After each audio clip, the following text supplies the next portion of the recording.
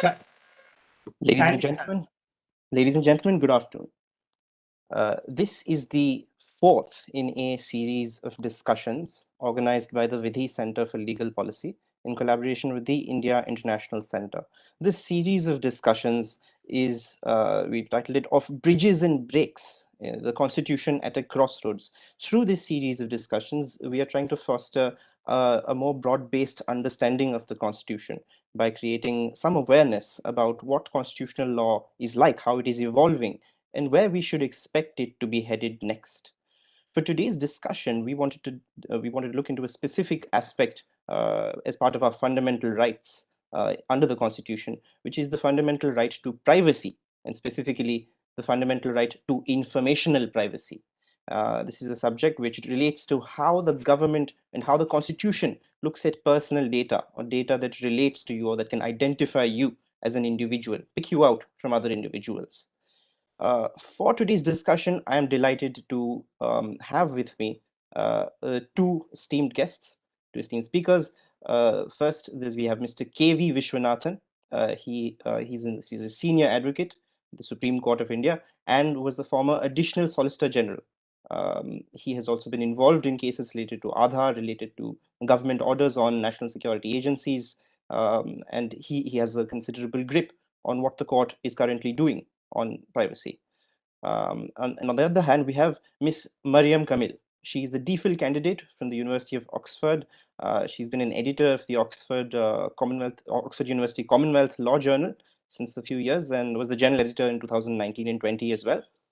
She's also been studying extensively the right to privacy in India and has also been cited in the Puttaswamy judgment, the judgment 2017 on the right to privacy. On that note, it's best that we set some of the terms of the debate. The pace at which discussion on privacy and information privacy started to the pace at which it started to the rise in the pace at which a discussion on these subjects took place started at around the point when the Aadhaar Act, the law that supported the Aadhaar scheme, began to be implemented, and it culminated with the decisions in by the Supreme Court in the two Puttaswamy judgments. The first Puttaswamy judgment was a judgment by 9 judges of the Supreme Court, establishing that there is a right to privacy under the Constitution, defended under the Constitution, and what the standard would be to show whether the right to privacy, how the right to privacy is to be protected, and when it can be restricted or when it can be restricted. And in the second Puttaswamy judgment, a 5 judge bench decided on the constitutionality of the Aadhaar Act, being a system by which biometrics were collected and used to verify the identity of individuals. It was a scheme that directly related with the question of the right to informational privacy. And we have since then seen a whole variety of developments in the technology policy landscape. There have been not just the government orders that once again renewed the power of security agencies to carry out national security surveillance. There was also a law on the regulation of DNA technology, which is another kind of biometric DNA data.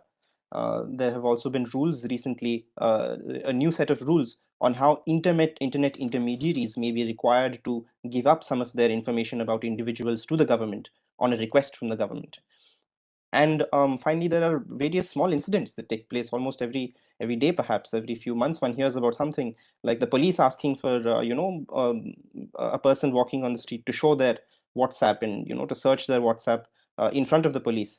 Or just recently, there was an instance in which amendments to the Representation of Peoples Act required a linkage between your Aadhaar number and your voter ID if an election registration officer required it.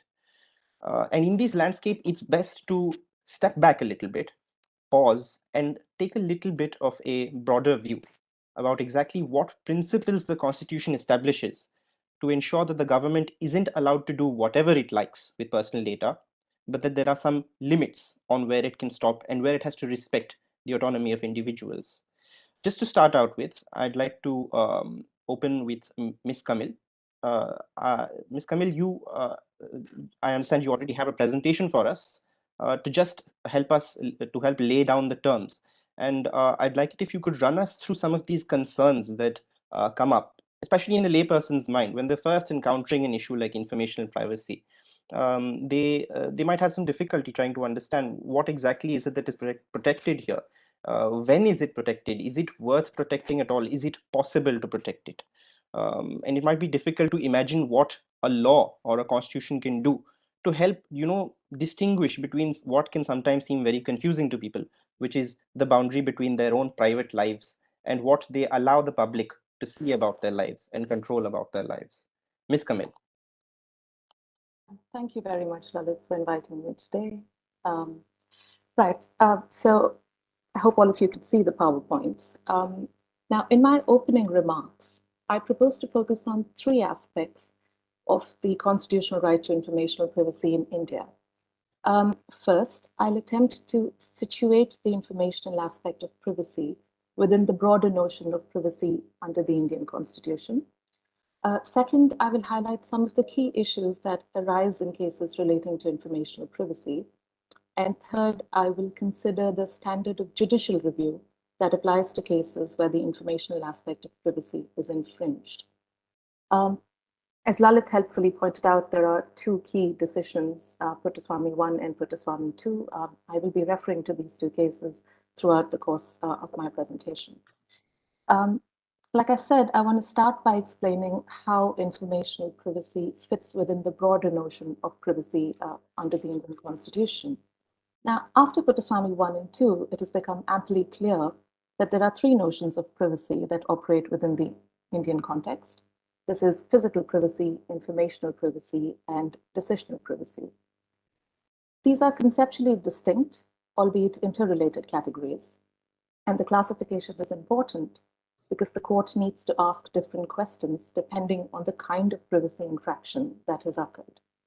Our focus today is on informational privacy, and that is what I'm going to confine myself to today. Now, cases that involve an alleged infringement of informational privacy are concerned with the control or dissemination of personal information from unauthorized use. And I think they normally raise three main questions. The first question is about what kind of information is protected by the constitutional right to privacy. A second question is about the scope, which is how far does the protection of informational privacy extend? And the third question is about the role that consent plays in determining whether there has been an infringement of informational privacy. Turning then to the first question. Now, the Supreme Court has repeatedly clarified that the protection of informational privacy only extends to personal information. But what is personal information? The cases do not provide a very clear definition. Now, there are many cases in which information will clearly be classified as personal in nature. Medical records are an obvious example. However, there will no doubt be other cases in which the dividing line between information that is personal and non-personal is more difficult to draw. For what it's worth, an attempt to define what constitutes personal data has been made in the 2021 Data Protection Bill. I think it's Clause 3, Subclause 33, which defines personal data as data relating to a natural person who is directly or indirectly identifiable, having regard to any characteristic, trait, attribute, or any other feature of the identity of such natural person.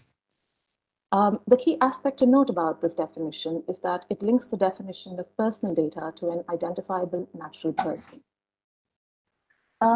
This takes me to the second question, which is about the scope. How far does the protection of informational privacy extend? Now, under this heading, I think there are 2 points that merit attention. The first among them is the well-established proposition that informational privacy applies to persons and not places. What this means is that personal information will retain the protection afforded by the Constitution, even if it is passed through the hands of many different parties. Consider an example. A discloses private information to his insurance company B. X, an instrumentality of the state, unlawfully obtains such information from B, the insurance company. without A's consent. Now, despite A having parted with this information to B, the information continues to retain its private nature. A claim is available against X for breach of informational privacy. A second point to note as to the scope of informational privacy is that it can normally be infringed in three ways. These are extraction, disclosure, and misuse of personal information. Let me try and give you an example of each of these categories so how a breach occurs is more clear. Look at example 1. A is a police officer who enters B's premises without legal authorization and seizes B's personal documents. A here has violated B's informational privacy by extracting B's personal information. Let's look at the second example. Building on from the above example, if A had conducted the search and seizure legally, there wouldn't have been an infraction of informational privacy by extraction. But then if A proceeds to disclose this information obtained without any reasonable cause or without B's authorization, that would then infringe B's informational privacy by way of disclosure.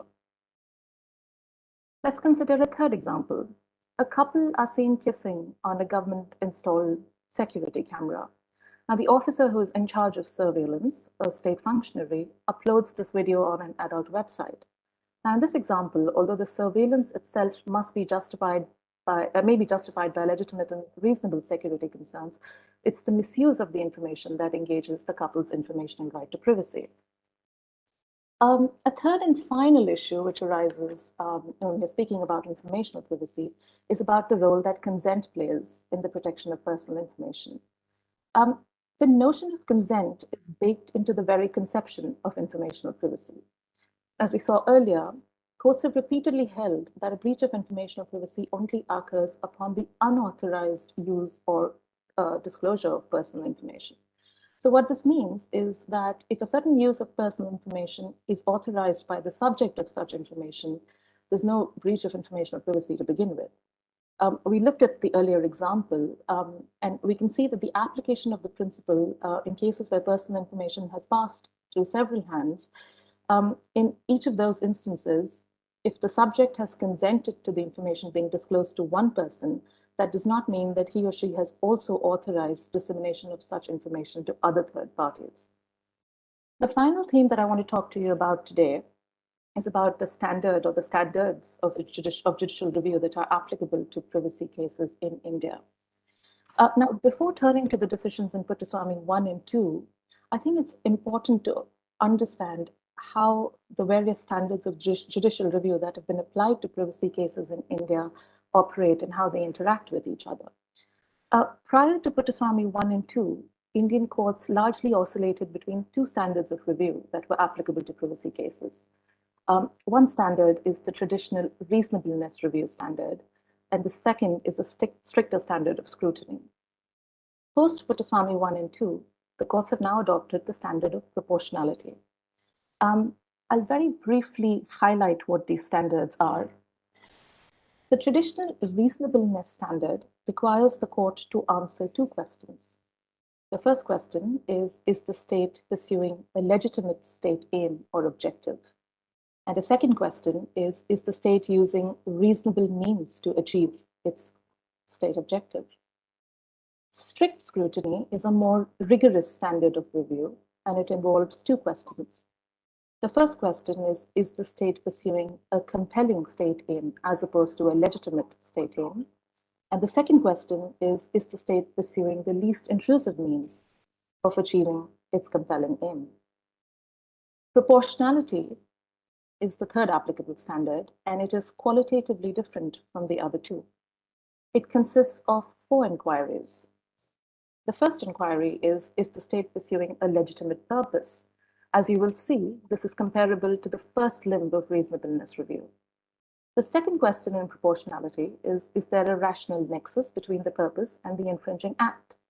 This is again comparable to the second limb of reasonableness review. The third inquiry in proportionality is if another, less intrusive measure can be used to achieve the state's purpose. You will notice that this is comparable to the second limb of strict scrutiny. Finally, the fourth limb of proportionality is whether the infringement of the right is too great in comparison to its public purpose, to the public purpose that the state is seeking to achieve. This limb of proportionality is unique. It's what is known as the balancing limb of proportionality and is what qualitatively sets it apart from the other two standards. With that background, I can now turn to the decisions in Puttaswamy 1 and 2. And for the purposes of today, I'd like to focus on the decision in Puttaswamy 2, which is the Aadhaar case and is quite clearly an informational privacy case. I don't want to expend a lot of time delving into the decision of the majority itself, but I want to highlight a few key issues. What Puttaswamy 2 did was to clearly adopt proportionality as the standard of judicial review, which is applicable to informational privacy cases. But what is interesting is the court's understanding of the application of proportionality in this case. The majority began its consideration of proportionality by pointing out the differences between the application of proportionality in Germany and in Canada. I'll briefly tell you how they explained the German model. It can be found in paragraph 120 of the judgment. I actually won't spend a whole lot of time going into it, but they also then go on to explain the Canadian model.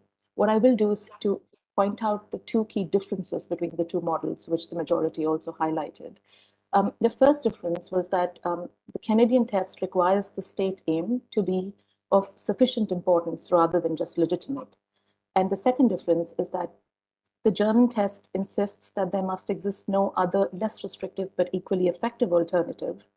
And the Canadian model only requires the state to impair the right as little as possible. But this is just background information. What is crucial for our purposes is what did the majority say as far as proportionality in India is concerned? The majority referred to two main criticisms that are often leveled against the German test. The first criticism is that all the model work in the German test is done at the last stage of proportionality, which is the balancing stage we looked at earlier. And this renders the earlier three limbs of proportionality largely redundant.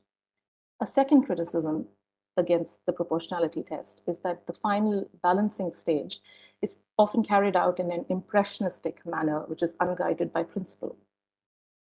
So what are the solutions that the majority offered?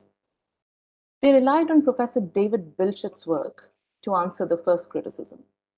Now, according to Professor Bilchetz, the first concern can be addressed by focusing on the necessity stage, which is the third limb of proportionality, instead of the balancing stage.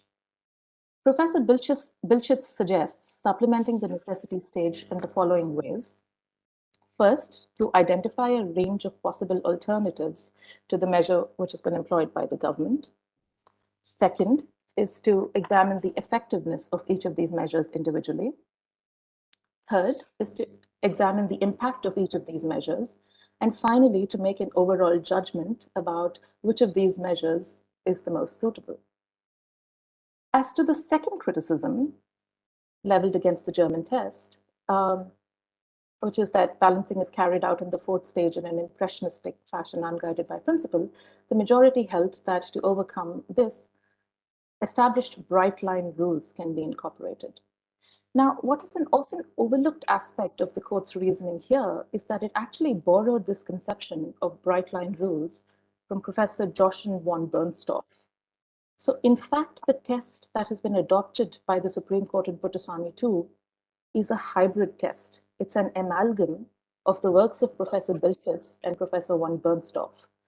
I will very quickly highlight two paragraphs. The one on the left is from the decision in Puttaswamy 2, and the one on the right is from a collection of essays where Professor Bilchetz and Professor von Bernstorff have explained their theses. And you will see that both passages are almost identical. The only difference is in the last lines of this passage, the collection of essays goes on to explain that the answers can be found in Professor Bilchetz and Professor von Bernstorff's work.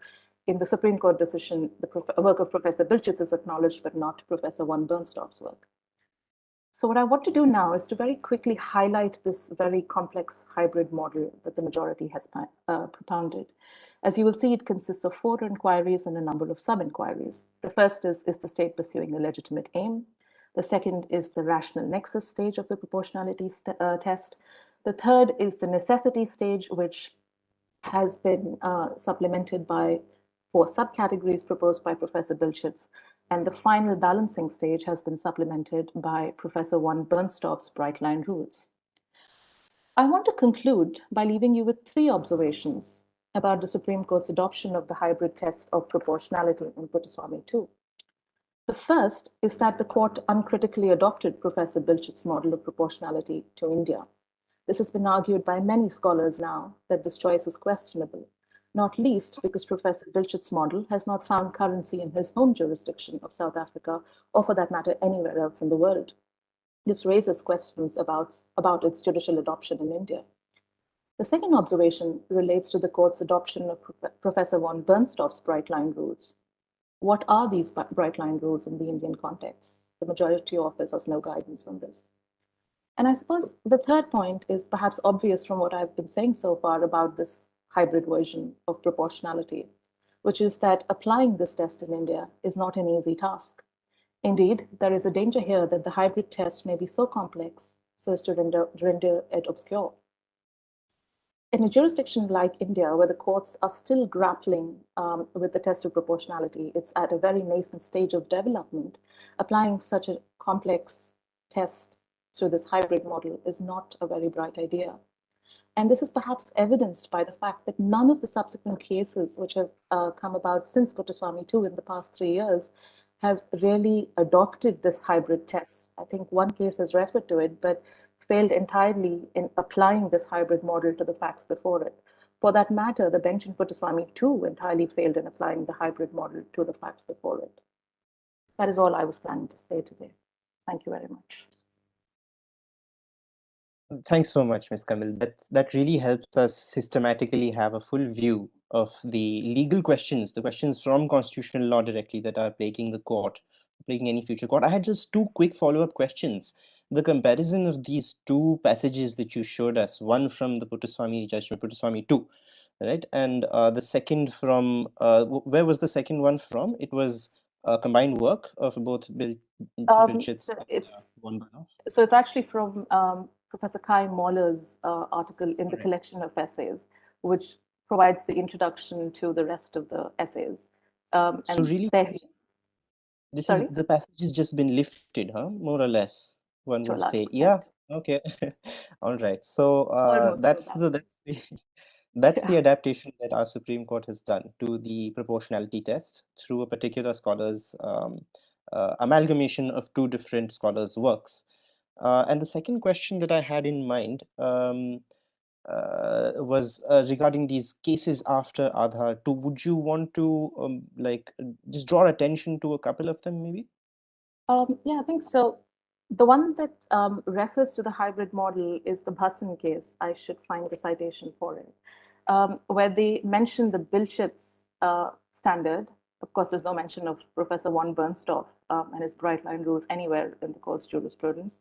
But again, there, when it actually came down to applying the standard, they don't even mention the balancing stage of proportionality and essentially revert to mentioning the stages but entirely failing to apply it.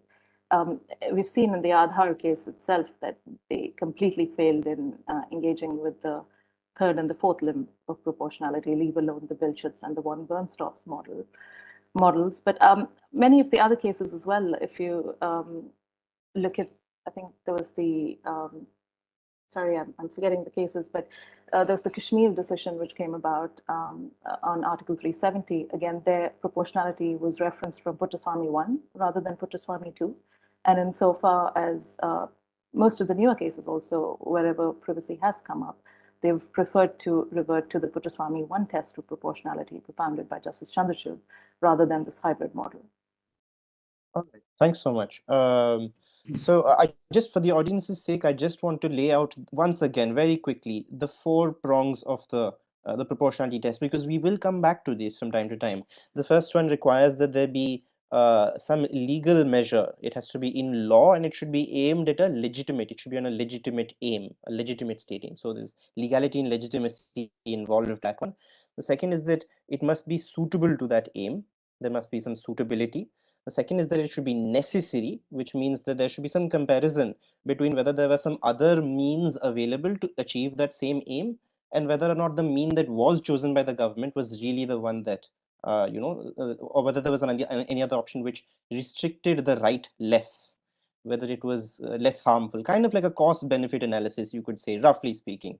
And lastly, there is a test in which even if something is found to be necessary, you have to see that there is no disproportionate harm to a right, such as the right to privacy.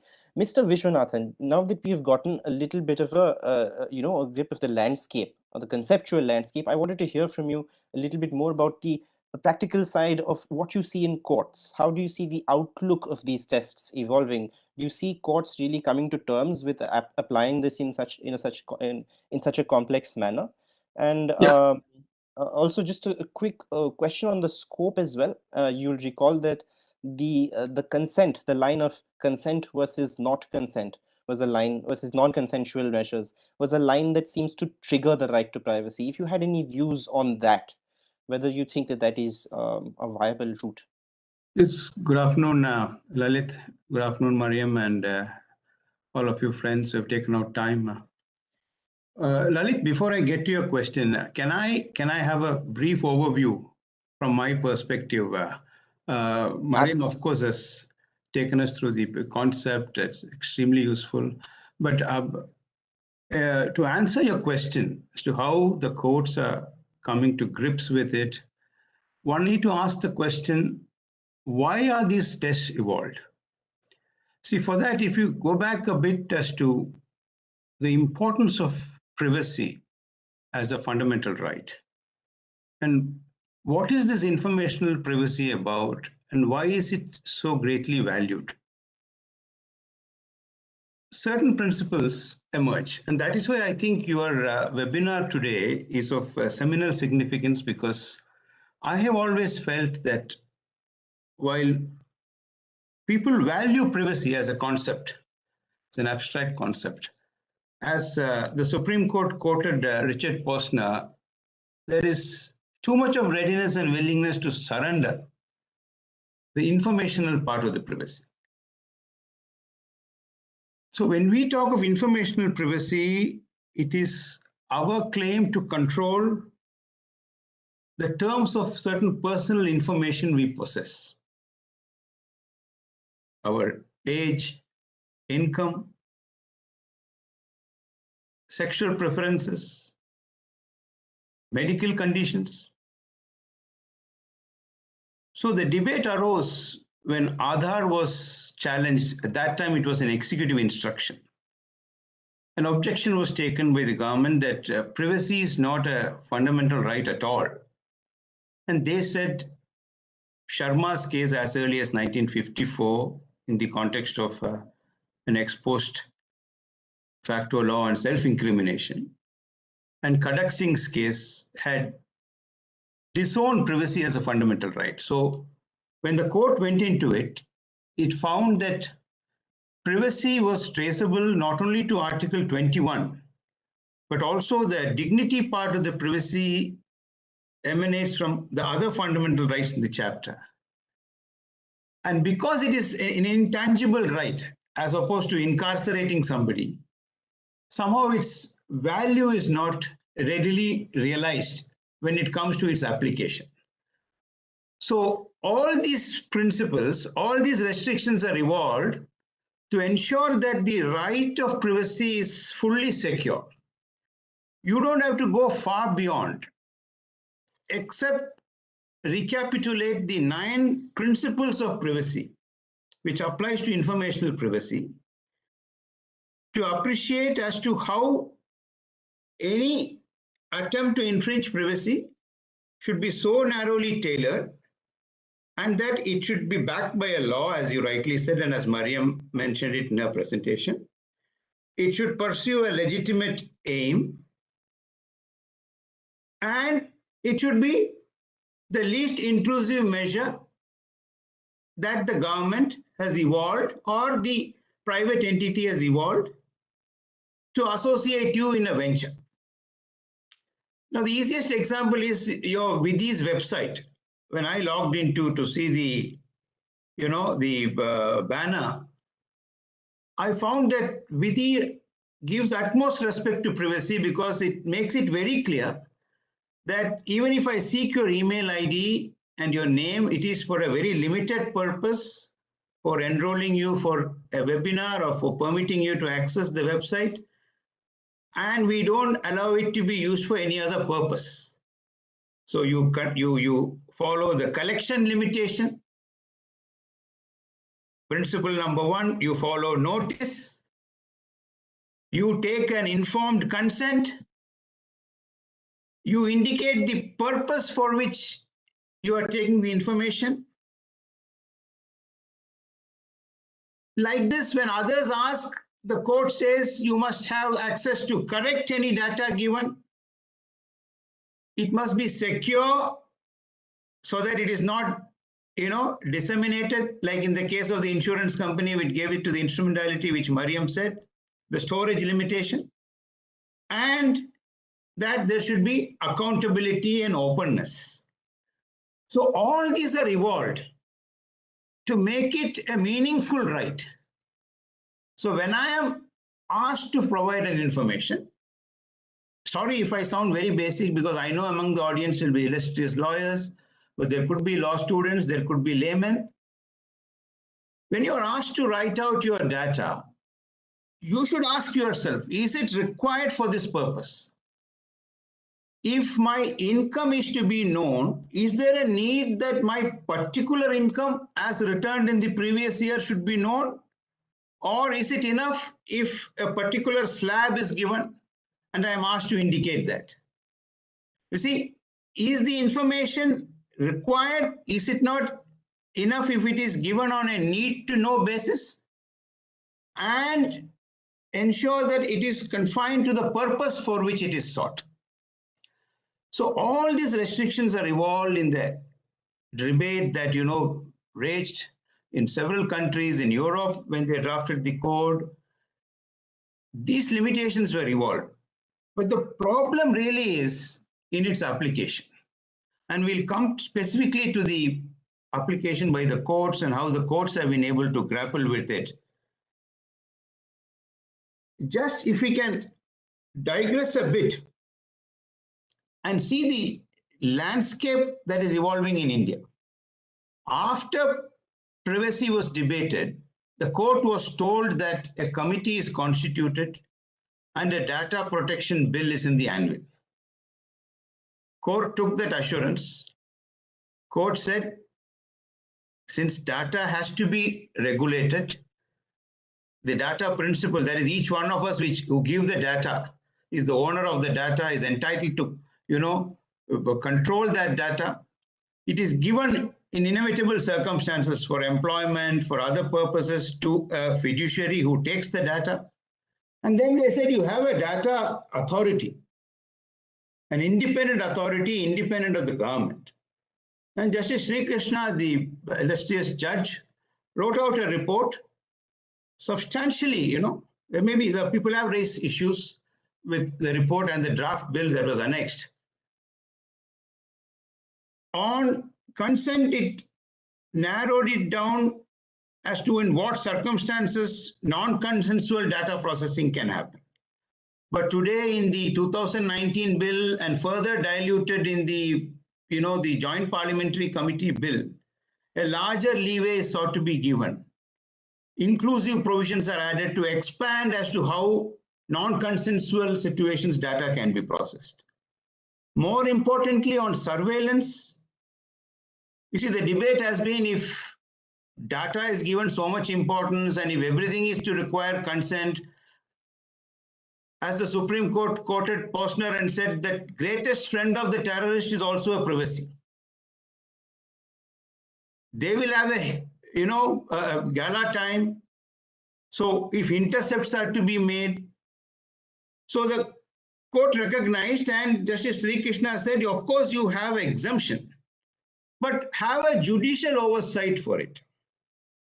You remember in Aadhaar, the UIADI, the authorities' power to part with information for national security was without any oversight or with the oversight of a bureaucrat. That was struck down. And the court said, perhaps a judicial oversight is what is required. Today, Justice Sri Krishna gave a bill, but that is diluted to, exclude a judicial oversight and to go back to the telephone tapping case where there was a bureaucratic oversight. And further, for investigation, when it was to be confined to exceptional cases, it is sought to be extended to all kinds of offenses by overbroad provisions. Again, when it comes to appointment of the data authority, because it's the most important regulator, it is like your telecom regulator or your the electricity regulator. It performs a much more serious function. It was suggested that the appointment should be headed by an independent committee presided by the Chief Justice. But that is again sought to be diluted. So today, unfortunately, without realizing that each one of them could be victims of this, it is perceived as if, how do I vest more power? How do I, limit judicial oversight? And it is being pushed to an extent as if leaving us to wonder whether at all it is worth the exercise to have argued and succeeded to make privacy a fundamental right, if this is going to be the attempted dilution.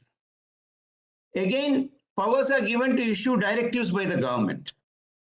So what is required is an awareness that if the legislature is doing it, the executive is doing it, each one of them there could be victims of this. So these principles have to be kept in mind while evolving. And as far as privacy is concerned, it is a very, very important right. For example, your fingerprint, if allowed to be misused, if it gets into the hands of an enemy, it could land you in a very serious trouble. People don't realize that. When we argued Aadhaar, the authentication, which was complained of, was argued on several counts. There was a demonstration taken in court, and court has taken a view, we will leave that aside. But going forward, there should be an awareness. Now, what happens if a law is framed, and how does the court test it? The last of Mariam's concern. You remember earlier, it was the Wednesbury unreasonableness with which administrative actions were tested. But today, England has moved to proportionality, and in proportionality after the Human Rights Act, insofar as aspects concerning human rights, they have clearly held that the intensity of the review will be directly proportionate to the infringement of the right concerned. But how do you apply it in practice?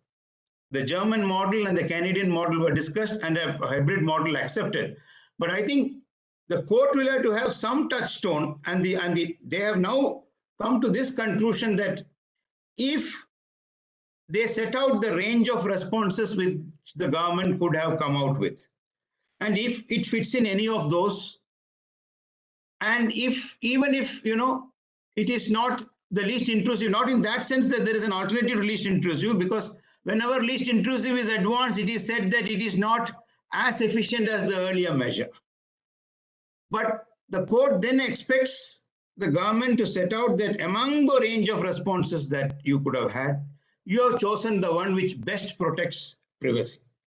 I think if that is kept in mind, I know that the Lakshman Rekha is there, and while we said Lakshman Rekha, the English court said up to a point you could review so that you don't fall into a merits review. But proportionality under the circumstances, the tests evolved following modern dental, the one you set out, a legal measure pursuing a legitimate aim, necessity, the least intrusive, and the balancing. This is the best available till we come out with an alternative. And I must say that in Aadhaar, section 7 did pass muster because it was said that, otherwise there was pilferage of the essentials which was supplied, etc. But the court did, when it came to the extension of section 57 to private entities, did strike it down, saying it was not essential. The executive instructions on linking mobile with the bank account, Aadhaar and bank account, except for opening new bank accounts, was struck down. But today there is again another mischief on the anvil by linking Aadhaar with the election ID and leaving it to the electoral officer to decide as to whether its name will continue. Now, this could result in serious consequences. There is already an election ID which is prescribed. People have been enrolled on the electoral roll. But if you leave it to the electoral officer, who is, after all, an employee, to exclude people who will then have not time to, get them reinstated, you could, profile people and gerrymander the electoral roll to affect, people who don't have a say, to affect minorities. So this is a very, very serious concept. The courts have been alert, but they have been grappling to arrive at the correct test. But I think going forward, with more and more awareness being created, people valuing their right, insisting on the limitations, I have to part with some information to get across. I need to mention my name, but confine it to the minimum. And then, if you keep those broad 9 principles in mind, and even if the court is to approach it, I think we will be on a safe wicket. But there has to be a heightened awareness on the part of the citizenry, the legislature, executive, and the judiciary to, protect this right. Originally, it was for the spatial right. It was said that, your home is your castle. I think was it an antiques case. Then they expanded it to, the mental aspects of privacy. Not confining it to the spatial aspects. Today, you have come to data, which is a very, very important aspect when it comes to informational privacy. And it is up to each one of us to realize the importance of the right, to fight for its protection, so that this right is safeguarded. Otherwise, freely purveying data could lead to serious personal complications. I have been getting messages today because I had subscribed to the DocOn app and had consulted in April in the second wave that have you tested? There is indication that you have had COVID. This targeted advertisement which is possible. Targeted ads are fine. Libraries, law book sellers targeting lawyers, within 4 kilometers of Supreme Court, getting a cheap advertisement is okay. But when it comes to matters which are matters of moment, matters involving health, I don't like my mailbox to be inundated because I consulted a particular specialist, and the next day I get into my mail. So this has to be ensured, and if these 9 principles are kept in mind, I think that's the only way we can safeguard it. But awareness has to be created. There has to be webinars held. There has to be talks held by people who are familiar, people who study this subject in great depth. And the culture for privacy has to be created. Otherwise, we could be in serious trouble, and this right could only exist in paper. But these would be my preliminary views, and going forward, we will see further. Absolutely. Thank you so much, sir. And it's a great note for you to end on, that there is a certain sense of inevitability that many people seem to experience, that can law and can courts really, protect against this tidal wave that the information age represents, where, having more information, having more data about a person, having more and more is always the best thing, that more is good is something that most people seem to subscribe to, a view. I just thought at this stage, and I just want to point out to the audience that you can, towards the end of this discussion, around 20 minutes or so, we'll have a question and answer round, and you can put in your questions from now itself. You just need to look at the option at the bottom right corner of your screen. There are 3 dots next to the chat button. If you click that, there is a Q&A option. In the Q&A option, you can put in your questions. As we go forward right now in the discussion, though, I just thought to both panelists, it would be a good idea if we try and run through one of these contemporary issues and see how exactly the proportionality test interplays with that issue. And I have in mind the Aadhaar voter ID linkage. So before I can get into the test itself, though, I wanted to ask, and this goes to both of you, I think throughout all four limbs and in this initial phase, I'd like to hear both of your views. Is the Aadhaar voter ID linkage a violation of privacy? The simple answer is that the law says that an election registration officer may require any person may require that any person, and here is a typo, it actually says it may require that any person may furnish their Aadhaar number. But let's say it was mandatory. If it was mandatory, that if an election registration officer asks you for your Aadhaar number, you have to give it to them. If it was so, that's a clear indication that that's a clear trigger, right? That there's a violation of privacy in place. And now we can look to see whether that violation is justified or not according to the proportionality test. That's how you divide it. But just to zoom out of that for a moment, is consent necessarily the be all and end all of privacy? For example, are there instances where you have consented to give up your data and the data is being used in the way that you consented to it being used, but there are other requirements that the Constitution may nonetheless have, such as transparency about how it is being used, whether there have been any changes, a continued ability to control it, a continued ability to withdraw and modify your data? These kinds of things seem to suggest that autonomy under privacy is not just about consent. And that can be also viewed in the case of the Aadhaar voter ID linkage. If you say that they are allowed the option of choosing between multiple voter IDs, between multiple methods of verifying their identity. If they say, if say they had Aadhaar and they also had a few other options, but those other options were so rarely available that it doesn't really make sense to have them as options. What really is the issue at play here? Is consent going to be the trigger? Will it not be the trigger? Is there definitely a violation of privacy in place? Ms. Kamil, you could maybe. Yeah, I think just speaking of consent, um, I think what you're speaking about essentially is what's commonly known as, data minimization. So it's the idea that if I consent my information to be used for a certain purpose, um, it is the case that it cannot be used beyond the purpose that I've consented for.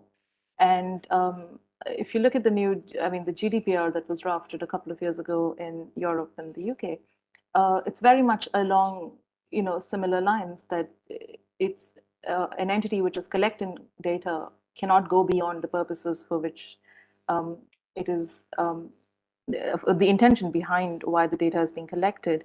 And this sort of also seems to be playing into issues of like the right to be forgotten. So if I have disclosed my data for a certain period of time or for a certain limited purpose, can I then withdraw or can I write to it comes up more in the context of Google and bigger entities like Facebook, which are larger data controllers, but essentially right to say that I no longer want this data to be available in the platform and I no longer consent to that. And I think that's very much something where the law is going to develop in years to come. But it's interesting because, when we talk about privacy itself, you're talking about the question is, do you have a reasonable expectation of privacy? And I think as far as informational privacy is concerned, it's really consent that, plays out that filler. Let me try and give an example so that it doesn't sound really confusing. When we're talking about physical privacy, right? So we talk about reasonable expectation of privacy in that context. So if I'm out in a public place, the expectation that I have of privacy is lowered than, say, when I'm sitting in the confines of my house. I have a higher expectation of privacy in the confines of my house. If I'm in a public place and I choose to reveal very loudly information that's private to me, it's very unlikely that it will remain private. I think consent plays that filler role in informational privacy. So I I actually am very wary of thinking about informational privacy in non-consensual situations, in the sense that when I mean, to me, if it's non-consensual, it is a breach of informational privacy. I find it hard to see how.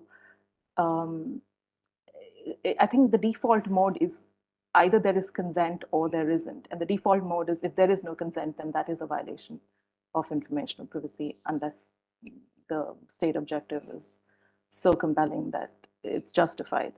So yeah, I think, sorry. Sorry, just a quick clarification there. Would you say that even if consent exists, it is Yes. not as if informational privacy is satisfied? There are requirements of information privacy that go beyond consent, even in a consensual situation, which would suggest Yes, that consent isn't, entirely boundary drawing of the right. it isn't. I There's agree. more to it, right? And I think that's where data protection law is moving and is getting more and more, detailed in that sense. Right. Okay. So yeah, I agree with that. Can have I supplement a bit on this? Please, yeah. See, because this electoral bill which links Aadhaar, consent, as we understand in privacy, is informed consent. It is not mechanical consent. WhatsApp throws a page, I accept.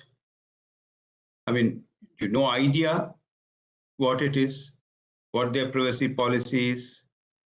You have no choice, take it or leave it is the approach. But what is really contemplated in the privacy principle is an informed consent, informing you that, look, we are collecting this data. This will be used for this purpose. So it is not just putting up a standard form. If you just digress and see how it is applied in the Narcotics Act, you know that when somebody is to be searched personally, he has a right to be searched in front of a gazetted officer. Question arose in the Supreme Court. I'm just digressing because it's the case which comes closest to consent. Supreme Court was told that, look, merely this provision existing in a statute is not good enough. The officer, investigating officer, has a duty to inform the person that you have a right to be taken in front of the concerned authority for an oversight so that the search is properly carried out and false cases are not engineered. The Supreme Court accepted that principle in a case called Vijay Singh Janduba Jadeja. So like that, the data principle, that is the individual who sits to fill up a form, has to be told that, yes, putting you on notice, we're taking your consent, we are taking this data for this purpose, and even while taking it, you need to take only that data on a need to know basis. And if that is not there, I think it vitiates privacy. And the law which is still being framed 4 years after the the judgment has been delivered, you see, has to provide for accountability. And if it is to be construed as a breach if there has been no informed consent. Number two, this electoral thing, it is completely at the discretion of this electoral officer. And if he is not satisfied, he can still bump you off the roll. There was a huge exercise performed for the election ID card. And in remote areas, people will have other means. Aadhaar was specifically said that for funds going out of the consolidated fund for supplies of essentials, since there is pilferage, we want Aadhaar linking and authentication from the UIADI. All other aspects, they said, you see, we will not permit unless you have a special law. 57, the first part of 57 was no doubt upheld. But the law must, whichever law is framed, it is not just a mechanical law. The Bishop of Rochester, the example cited in Gopal, if a law is framed saying his cook could be fried in oil, that's not, it should be a law, meaningful law, which will stand the test of judicial scrutiny. And each of those principles will be applied and the law will be tested on that anvil. So consent is a very, very important part, and it cannot be likely, be brushed aside. Uh, right. So we have, I think, I'll leave the last 15 minutes or so for the question and answers. Just for the last 5 minutes, though, I just wanted to run through how this case, the Aadhaar voter ID case, let's just simulate how that would work in the court's mind when they try to apply the test. So to start out with, I'll just run through the test quickly just to raise a few ideas. There is a legitimate aim. That aim supposedly is to ensure that there is the people who are on the electoral rolls are who they say they are, and they aren't listed twice in the same list or listed in two different lists at the same time. Deduplication, the same as PAN, and are they who they really say they are? Identity, verification of identity. That's their aim, supposedly a legitimate aim. Is it suitable for the aim? There were some arguments about the fact that Aadhaar is for residents and not for citizens. So is that really, against a suitability argument? It doesn't really have a rational nexus. It doesn't even promote the objective, so to speak. But that might be arguable. I mean, the idea isn't to verify whether somebody is a citizen, but to verify whether they are who they say they are. The linking would just be that much. So let's say there might be some suitability, and I'd love to hear your views about this as well.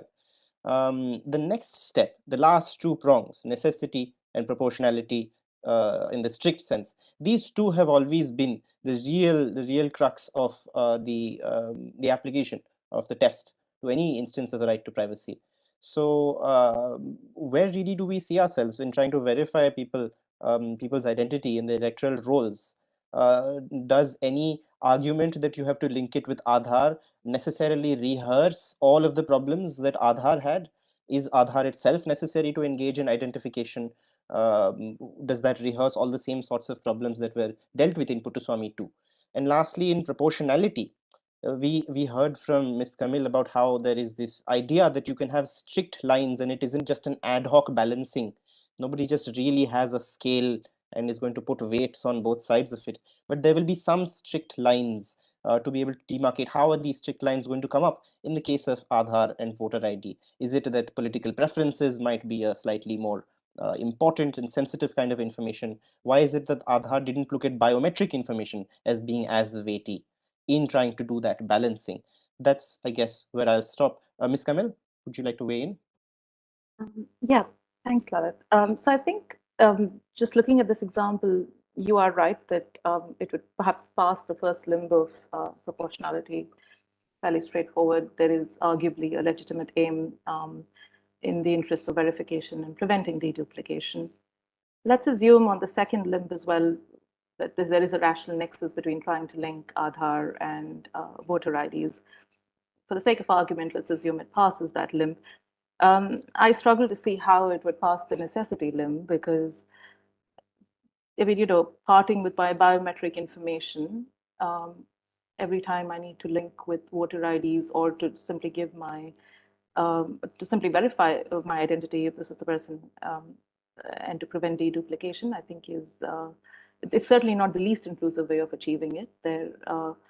And the idea of the necessity limb is, the courts recognize that there's a value in this right, and the rationale behind it is to infringe that right as little as possible in achieving the state aim. And that I think I would struggle to see how this would pass the third limb. And certainly the fourth limb as well.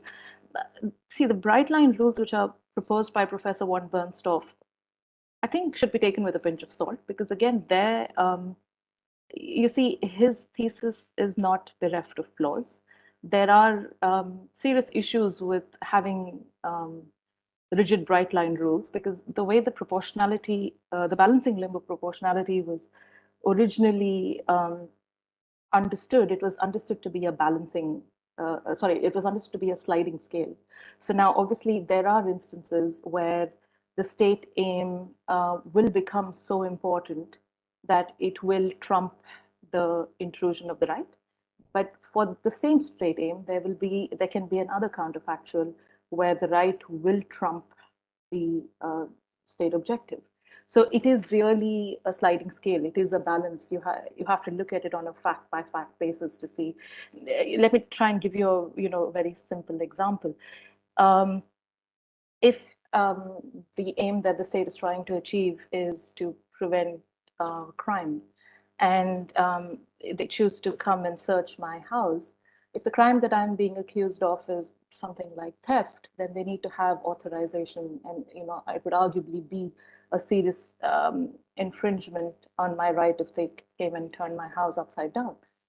Equally, if the objective changes to terrorism, there might be justifiable reasons why an officer can come and search my house without him having authorization or immediate justification to do so, because there will be questions of time being of the essence. So you see, it's a sliding scale. So it's the same infraction. They're still coming into my space. They're still getting this information, but then the intensity changes depending on how important the state aim is in comparison to the infraction within my right. So I would be wary of adopting one bright line rules. And I think in this instance, with linking voter IDs with Aadhaar, I think it would need to be a very serious public interest to trump giving up my biometrics. So that would be my view. I would struggle to see how it would pass Limb 3 and Limb 4 of proportionality. May I supplement what Mariam has said? I was just coming, yes. See, clause 4 of this bill, if you see, it is entirely up to the electoral officer to ask a person to furnish his Aadhaar number. Because it says electoral registration officer may, for the purpose of establishing the identity of any person, require that person to furnish the Aadhaar number given by the UIA as per the provisions of the Aadhaar Act. May also require the Aadhaar number from persons already included in the electoral roll for purpose of authentication of entries. So you start on the presumption that there is a duplication. Like you start, with the presumption of criminality, which was frowned upon. You have no prima facie case to show that here is a case of duplication. It is done by an electoral officer who is not a judicial officer. So according to me, since it impinges on a serious democratic right, this requires judicial oversight. This requires, for a start, a prima facie view that there is duplication or that you don't deserve to be on the electoral roll for whatever reason. And then it says that you have a choice not to give if there is sufficient cause.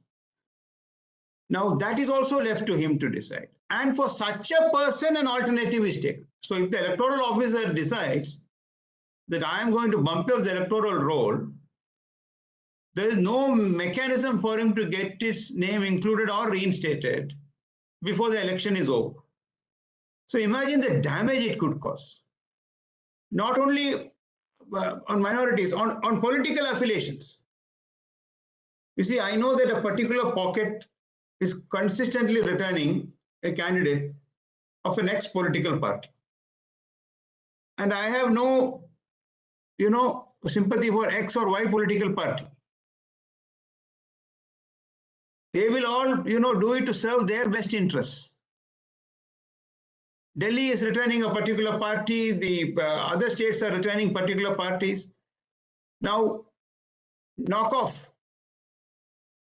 And then, leave it to them to decide. Court will say election process has started. We won't interfere. There is a constitutional bar under 329. So for electoral roll, they made a narrow exception saying if it is in furtherance of free election, we will look into it.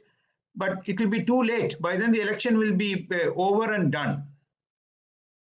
You see, this is very similar. There is scope for gerrymandering. You remember what happened in the US? Delimitation lines were drawn in such a way that, a certain minority, a majority in a particular area don't exercise their right. It will always be diluted. So if I can use that phrase, this could result in gerrymandering the electoral roll. And there are no guidelines. This will be, you don't have to go to all these tests.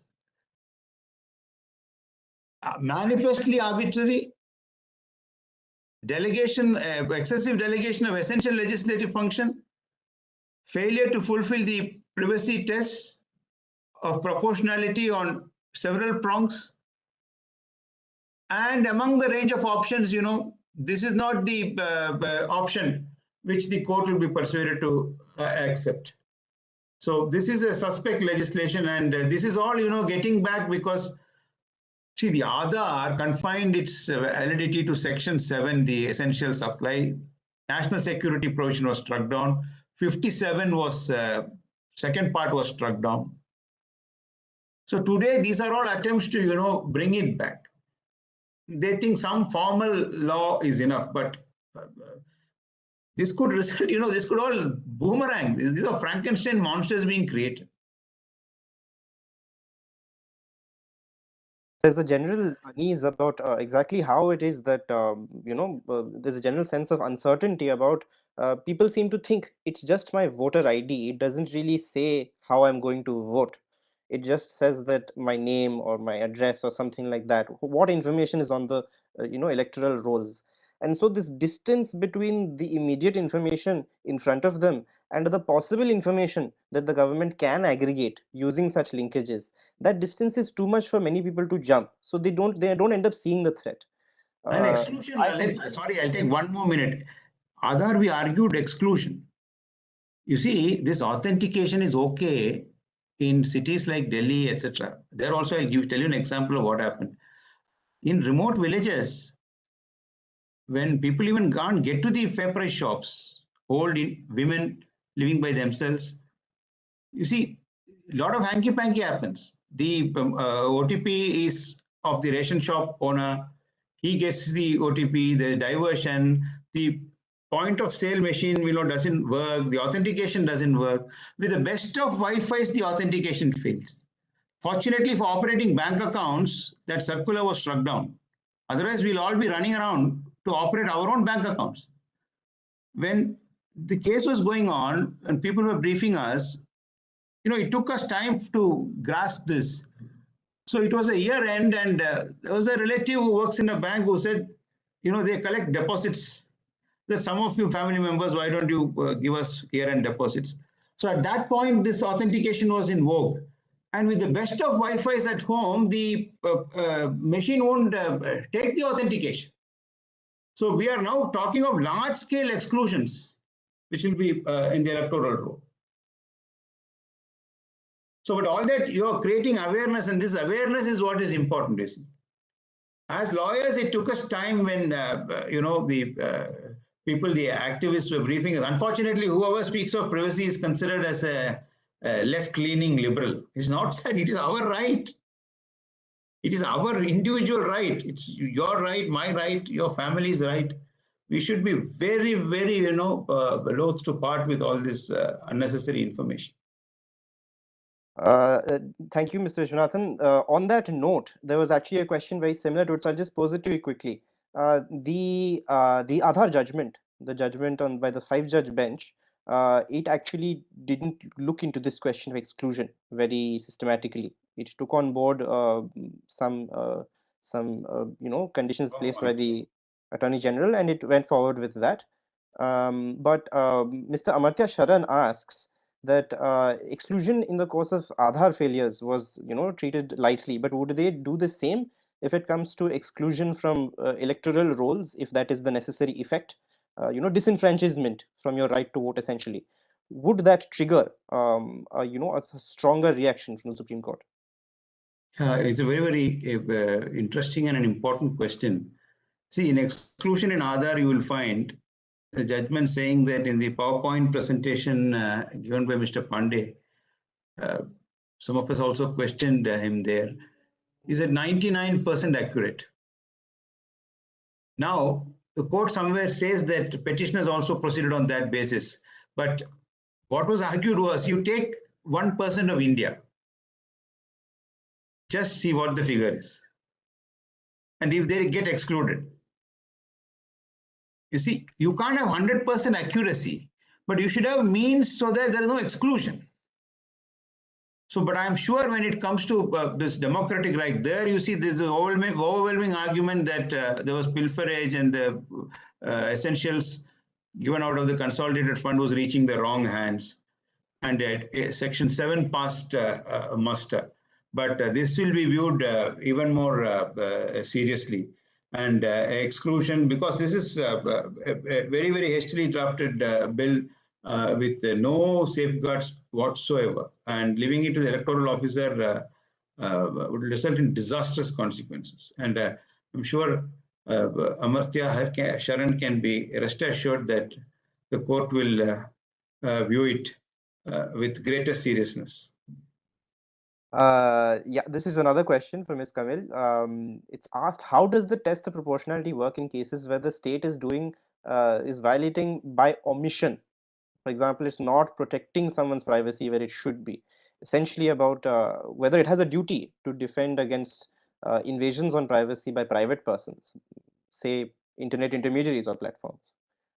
Right. So yeah, I picked up that positive obligation of the state. So I think so far we've been talking about the constitutional right of privacy in the context where it's the state who is infringing the right. So now there are instances.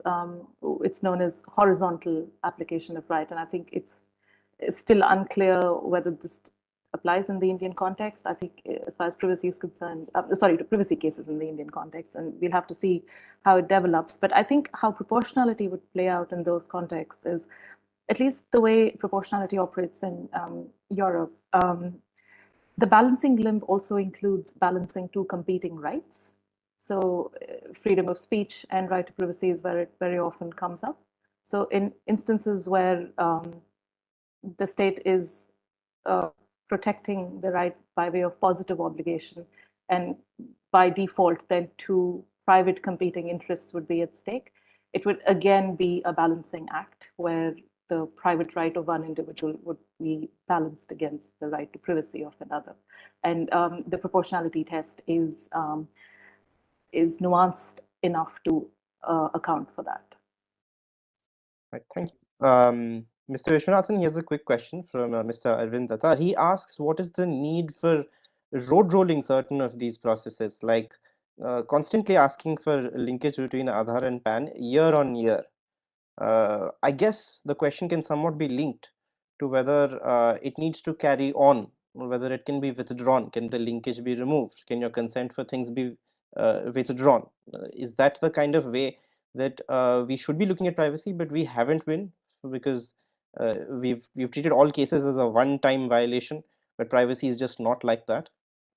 See, Arvind successfully argued the linking to the mobile to the bank account. So he would be aware that these breaches, if they happen, it happened. I mean, it has happened that large breaches in data. I think Pondicherry, there was an instance of a breach. So it has to be visited with consequences. But problem is, positive obligation extends to enacting a law. So we are still not got the law out of the stable. It was told in 2017 that the committee is constituted. Committee finished its work in 18, gave a bill. That was diluted in 19 bill, and now the JPC bill has further diluted it. Eminent writers on privacy, remember Brinda Bandari writing on it. Alok Prasanna of Vidhi has mentioned on consent, how the shrink wrap contracts, one of the material that I came across.